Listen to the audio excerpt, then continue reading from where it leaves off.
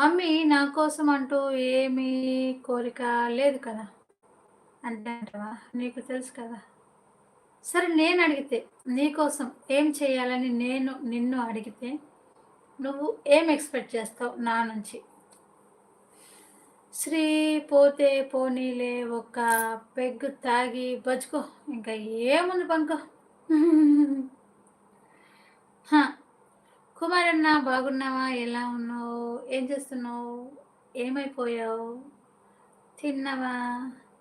నేనిప్పుడే లేచినాక live 20 like నాది. అబ్బా! బంగారు కొండ నా లోకమ్మ, నా బుజ్జి కొండ, నా బంగారు కొండ.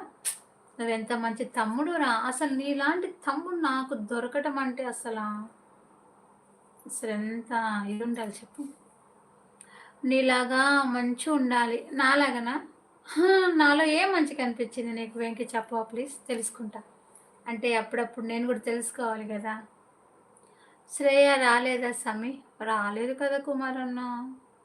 వెంకన్న ఏమైంది? ఎందుకంత షాక్‌లో ఉన్నావు?